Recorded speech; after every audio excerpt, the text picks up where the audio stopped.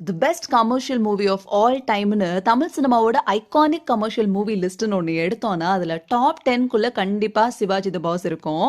அந்த அளவுக்கு ஒரு தரமான கமர்ஷியல் பேக்கேஜாக இப்போ பார்த்தா கூட என்ஜாய் பண்ணுற அளவுக்கு ரிப்பீட் வேல்யூ அதிகமாக இருக்கிற மாதிரியான ஒரு படத்தை டெலிவர் பண்ணியிருப்பாரு டிரெக்டர் சங்கர்.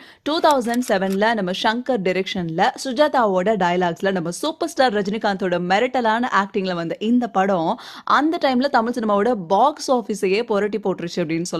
இவ்வளோ ஏன் இந்த படத்தோட சக்சஸ் தான் தமிழ் சினிமாவோட ஐகானிக் மூவியான எந்திரன் நடக்கிறதுக்கே ஒரு முக்கியமான காரணம்னே சொல்லலாங்க. இந்த அளவுக்கு ஒரு தரமான கமர்ஷியல் படமான சிவாஜி த பாஸ் படத்தை பத்தின இது வரைக்கும் நீங்க கேள்விப்பட்டிருக்காத சில அன்னோன் ஃபேக்ட்ஸ் எல்லாம் இந்த வீடியோல நம்ம டீட்டெயிலா பார்க்க போறோம். வாங்க வீடியோக்குள்ள போலாம். சிவாஜி படத்தோட கதை என்னன்னா, சிவாஜிங்கிற ஒரு சாஃப்ட்வேர் இன்ஜினியர் அமெரிக்கால அவர் சம்பாதிச்ச காசு எல்லாத்தையும் வச்சு சொந்த ஊர்ல ஏழைகளுக்கு உதவி பண்ற மாதிரி சிவாஜி ஃபவுண்டேஷன் ஒன்னு ஸ்டார்ட் பண்ணி ஹெல்ப் பண்ணணும்னு நினைக்கிறாங்க. ஆனா இங்க இருக்க கரப்ஷனான அந்த சிஸ்டம் அவர் அதை பண்ண விடாம தடுக்குது. அப்ப அவர் என்னெல்லாம் பண்றாரு, அதனால அவருக்கு என்னெல்லாம் பிரச்சனை வருது, அவர் நினைச்ச மாதிரி சிவாஜி ஃபவுண்டேஷனை ஓபன் பண்ணாரா இல்லையாங்கிறதா மீதி கதை.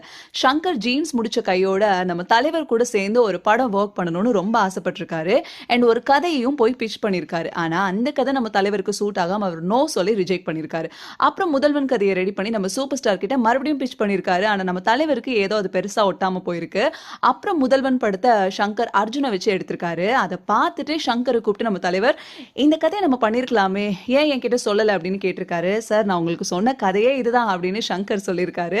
தலைவர் உடனே ஷாக் ஆகி நம்ம அடுத்து உடனே ஒர்க் பண்ணலாம், நல்ல ஒரு கதையா ரெடி பண்ணுங்க அப்படின்னு சொல்லியிருக்காரு. உடனே நம்ம சங்கர் சுஜாதா கூட சேர்ந்து ரெடி பண்ண ஸ்கிரிப்ட் தான் இந்த சிவாஜி த பாஸ். ஏவிஎம் ஸ்டுடியோட ஃபவுண்டர் ஏவிஎம் மையப்பனோட 100th பர்த்டேவை செலிப்ரேட் பண்றதுக்காக 2007 ஒரு தரமான படமா ரிலீஸ் பண்ணணும் அப்படின்னு முடிவு பண்ணி நம்ம சூப்பர் ஸ்டார் ரஜினிகாந்தோட கால் ஷீட்லாம் லாக் பண்ணி வச்சிருக்காங்க. அதை கரெக்டா யூஸ் பண்ணி சங்கர் டிரெக்ஷன்ல ஏவிஎம் அந்த டைம்லயே 60 கோடி இந்த படத்துக்காக இன்வெஸ்ட் பண்ணி உருவான படம் தான் சிவாஜி த பாஸ். ஆரம்பத்துல இந்த படத்துல வர ஆதிசேஷன் ரோல்ல சங்கர் மோகன்லால தான் காஸ்ட் பண்ணலாம் அப்படின்னு நினைச்சிருக்காரு. ஆனா சில கால்ஷீட் இஷ்யூஸ்னால மோகன்லால் இதை பண்ண முடியாம போயிருக்கு. அப்புறம் சத்யராஜா இந்த ரோலுக்காக அப்ரோச் பண்ணிருக்காங்க. ஆனா மிஸ்டர் பாரத் படத்துல ரஜினிகாந்த் என்ன அவரோட காம்போ ஐகானிக்கா இருந்ததுனால அந்த அளவுக்கு ஒரு ஐகானிக்கான ரோலா இருந்தா மட்டும்தான் நான் அவர் கூட ஒர்க் பண்ணா கரெக்டா இருக்கும் அப்படின்னு சொல்லி இந்த ரோலுக்கு எனக்கு வேணாம் அப்படின்னு ரிஜெக்ட் பண்ணிருக்காங்க. அப்புறம் கடைசியா தெலுங்கு ஆக்டர் சுமன இந்த ரோலுக்கு லாக் பண்ணிருக்காங்க. அதே மாதிரி ஸ்ரேயாவோட ரோலுக்கும் ஃபர்ஸ்ட் இனிஷியல் சாய்ஸா இருந்தது ஐஸ்வர்யா ராய் தான். ஆனா ஏதோ சில ரீசன்ஸ்னால அது நடக்காம போனதுக்கு அப்புறமா ஸ்ரேயாவை காஸ்ட் பண்ணிருக்காங்க. சிவாஜி படத்துல நம்ம இதுவரைக்கும் பார்க்காத தலைவர் அப்படின்லாம் சொல்ல முடியாது. ஆனாலும் நம்ம தலைவரோட லுக்ஸ் அந்த டைம் பீரியட்ல வந்த படங்களை விட ரொம்பவே டிஃப்ரெண்டா தான் இருந்திருக்கும். இந்த தலைவரோட லுக்ஸை சங்கர் நம்ம சூப்பர் ஸ்டாரோட கிளாசிக் ஐகானிக் படங்களை வச்சுதான் டிசைன் பண்ணிருப்பாரு. எப்படின்னா ஃபர்ஸ்ட் ஹாஃப்ல நம்ம தலைவருக்கு இருக்க லுக்ஸ்க்கு சங்கர் நல்லவனுக்கு நல்லவன், அப்புறம் பில்லா, படிக்காதவன் இந்த படத்துல இருக்கிற மாதிரி வகுடெடுத்து வாரின மாதிரி லுக் வேணும் அப்படின்னு டிசைட் பண்ணி இந்த லுக்கை வந்து லாக் பண்ணிருப்பாரு. இதை எப்படி சொல்லலாம் அப்படின்னா, நம்ம தலைவரை அரெஸ்ட் பண்ணி வச்சிருக்க இந்த சீன்ல மணிவண்ணன் நம்ம தலைவரோட அந்த ஐடி ப்ரூஃப் எல்லாம் காட்டுறப்போ அதுல ஒண்ணு நல்லவனுக்கு நல்லவனோட ஸ்டில் இருக்கும்.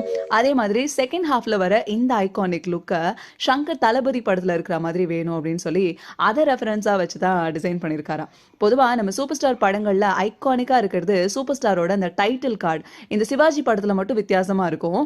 இந்த டைட்டில் கார்டு நம்ம தலைவருக்காக ஸ்பெஷலா ரெடி பண்ணுது நம்ம டைரக்டர் சங்கர் கிடையாதுங்க, சூப்பர் ஸ்டாரோட பொண்ணு சௌந்தர்யா ரஜினிகாந்த். அண்ட் சிவாஜி படத்தோட ரன் டைம் கிட்டத்தட்ட 3 hours and 5 minutesங்க. இதுவே நம்ம தமிழ் சினிமால ஒன் ஆஃப் தி லாங்கஸ்ட் படம்னு சொல்லுவாங்க. ஆனா இந்த படத்தோட டிரெக்டர் கட் கிட்டத்தட்ட 4 hours மேல இருந்துச்சான். அதனால லென்த் கான்ஸ்ட்ரெயின்ஸ்னால ஏகப்பட்ட சீன்ஸை தூக்கியிருக்காங்க. அதுலயும் இன்ட்ரெஸ்டிங்கான ஒரு விஷயம் என்னன்னா, இந்த படத்துல நம்ம சுனைனாவும் ஒரு சின்ன ரோல்ல நடிச்சிருக்காங்க. ஆனா அது எல்லாமே டெலிட்டட் சீன்ல போயிருச்சான்.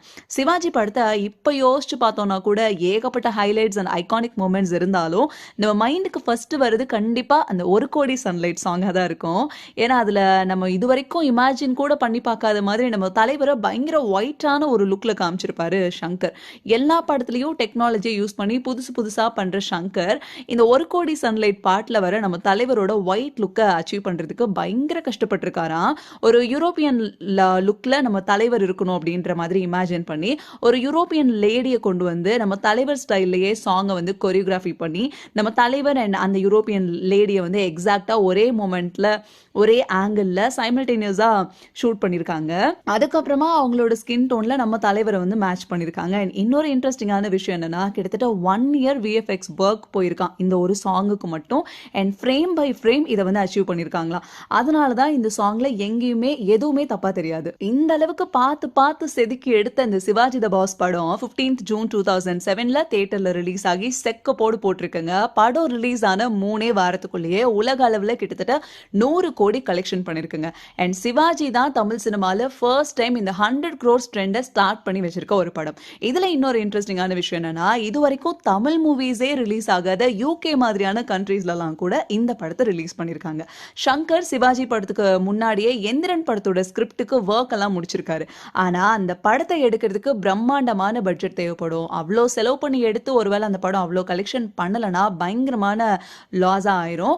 அதனால அந்த ஸ்கிரிப்டை முடிச்சுட்டு அப்படியே வச்சுட்டு ஃபியூச்சர்ல பார்த்துக்கலாம் அப்படின்னு விட்டுருக்காரு. ஆனா இந்த சிவாஜி படத்தோட பாக்ஸ் ஆஃபீஸ் கலெக்ஷனை பார்த்து மிரண்டு போய் கான்ஃபிடென்ட்டா நம்ம தலைவரை வச்சு சிவாஜிக்கு அடுத்த படமாவே உடனடியா எந்திரனோட ஒர்க்கை ஸ்டார்ட் பண்ணிருக்காரு.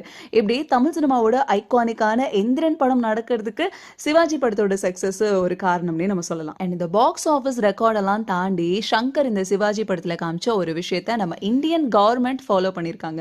சிவாஜி படத்தோட என் கிரெடிட்ஸ்ல கருப்பு பணத்தை ஒழிக்கிறதுக்காக இந்திய அரசாங்கம் 500 ரூபாய் அண்ட் 1000 ரூபாய் நோட்டெல்லாம் பேன் பண்ண மாதிரி காமிச்சிருப்பாங்க.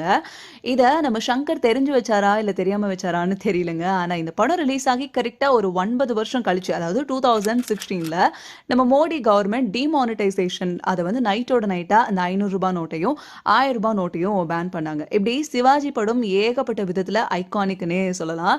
இப்போ நம்ம தமிழ் சினிமால 1000 கோடி படமே இல்லை அப்படின்னு ரொம்ப ஏங்கிட்டு இருக்காங்க. ஒருவேளை இந்த சிவாஜி படம் இப்போ ரிலீஸ் ஆகியிருந்தா கண்டிப்பா 1000 கோடி அசால்ட்டா அடிச்சிருக்கும் போல இருக்கு.